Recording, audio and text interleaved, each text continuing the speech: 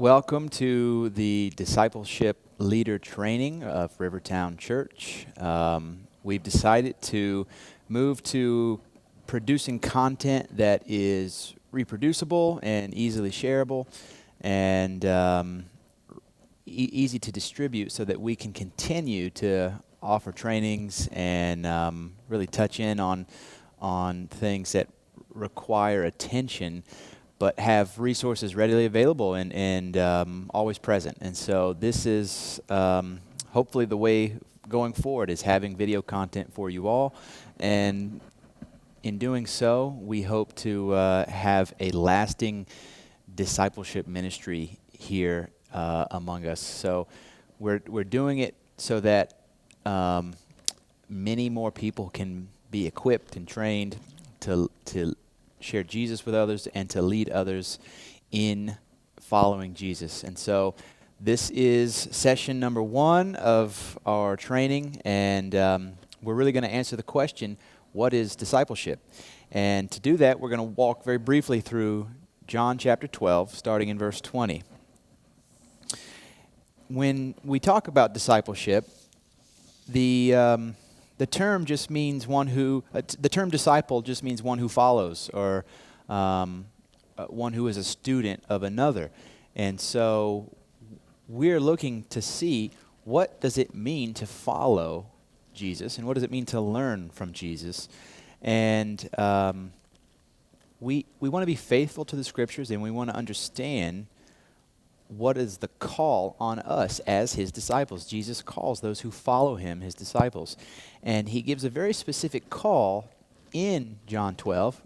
We see this throughout the Scriptures, but this is a moment in Jesus' life and ministry where he explicitly calls those to follow him, but he models it really and in foretelling of his own suffering.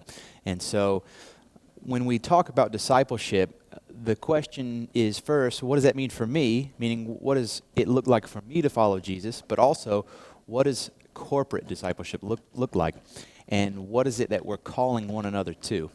And so we're going to have various resources available through PDF and video available. But really the question we're answering is what is discipleship? So you could think of it this way, in the most simplest of terms, it's doing spiritual good for another. And that is that corporate definition, right? It doesn't quite answer what does it look like for you to follow Jesus, even though it entails that. But there's an individual aspect that Jesus points us to in John 12. But you'll see how it fulfills that call. It's both an invitation for us personally, but it's also an invitation that we extend to others. And so in obeying Jesus, as laid out in John 12, we're also able to do spiritual good to others. And so grab a Bible and open up with me, and join me as we read John 12, starting in verse 20. Now among those who went up to worship at the feast were some Greeks. So these came to Philip, who was from Bethsaida in Galilee, and asked him, "Sir, we wish to see Jesus." Philip went and told Andrew. Andrew and Philip went and told Jesus.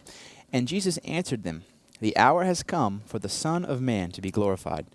Truly, truly, I say to you, unless a grain of wheat falls into the earth and dies, it remains alone.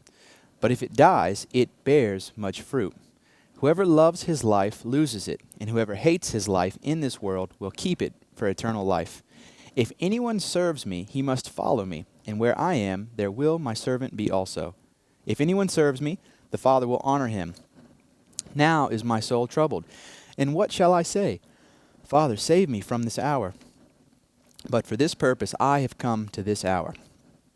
Father, glorify your name." Then a voice came from heaven, "I have glorified it, and I will glorify it again." The crowd that stood there and heard it said that it had thundered. Others said, "An angel has spoken to him." Jesus answered, "This voice has come for your sake, not mine. Now is the judgment of this world. Now will the ruler of this world be cast out. And when I am lifted up from the earth, I will draw all people to myself." He said this to show by what kind of death he was going to die. So the crowd answered him, "We have heard from the law that the Christ remains forever. How can you say that the Son of Man must be lifted up? Who is this Son of Man?"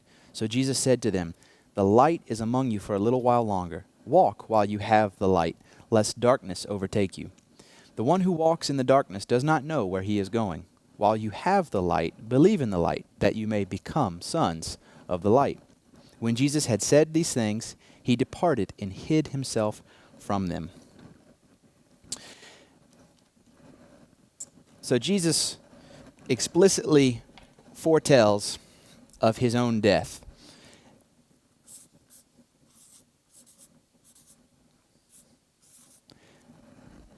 We have several different levels of progression here. You first see that now among those who went up to worship at the feast were some Greeks. Now these came to Philip, who was one of Jesus' disciples, and asked him, "Sir, we wish to see Jesus." And so we see Gentiles, non-Jews, those who seemingly were God-fearers, they wanted to see Jesus. They had heard of him somehow, and they wanted to see him. And Philip went to tell Andrew. Andrew and Philip went and told Jesus. And Jesus answered them.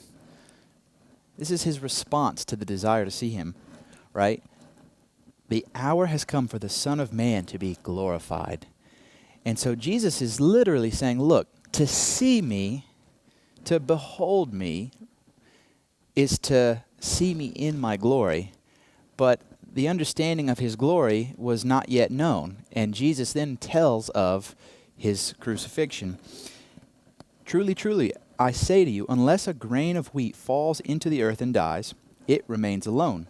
But if it dies, it bears much fruit." So he foretells of his death. So Jesus' glory begins, his glorification,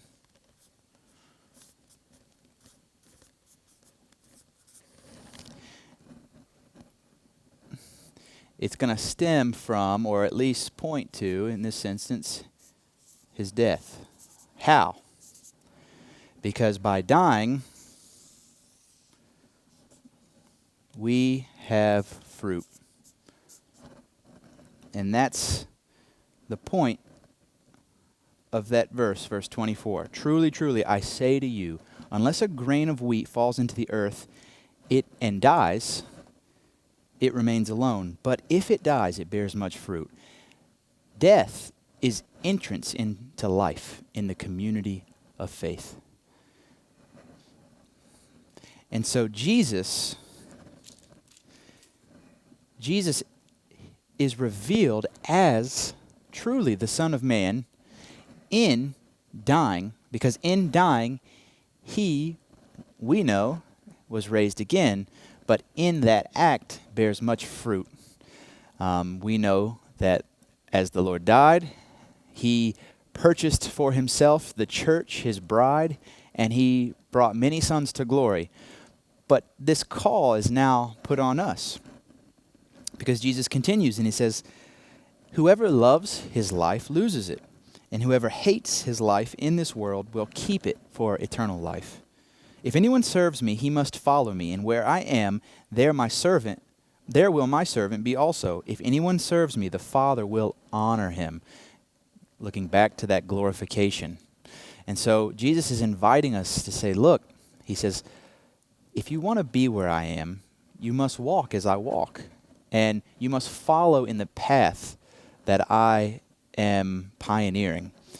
Because there's no short route to glorification.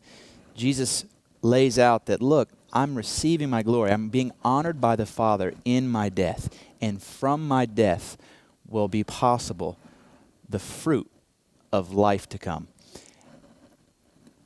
And that's why Jesus then gives that warning. If anyone serves me, if anyone wants to follow me, he must follow me where I am. He must follow me to death. Because there, where I am, there my servant will be also. So the call for discipleship is to follow Jesus unto death, that we might share with and participate with him in his glorification. And so as we join Jesus in his death, we will also join him in his life. That's the promise of the scriptures. But more so than that, the Lord was, through his death, was receiving the joy of his suffering, and that was redeeming a people for himself. His blood was the price and the cost of redeeming a people for his possession. And while our death, both the spiritual death of dying to self and the world around us, and that's a material death, but also our physical death, though he invites us to join him in that, what it's producing is the Lord choosing to use us and honor us as he's honored his Son. So the Father sees the Son and sees his obedience and his sacrifice, and he honors him and he glorifies him. And we see that clearly through the rest of the passage. But then we get to participate in the same honor and glory because we are joined with Christ in death. And we long for the resurrection to come because Jesus, being the firstborn from among the dead, has inaugurated a way for us. So discipleship, to put it plainly, is following Jesus unto death that we may have life, and inviting others to come along and die to self and long and hope for the life to come. And so as those who belong to Jesus, the proof of our belonging is that we are with him where he is, that we're willing to be humbled as he was humbled. We're willing to suffer as he has suffered. We're willing to die as he has died. And we're also, not just because of the rewards received, but we're pouring ourselves out for the sake of others, as Jesus poured his life out for the sake of us. And so, yes, this is the breakdown of John 12, and this is Jesus' invitation for all of us to join him in death, that we might also join him in life.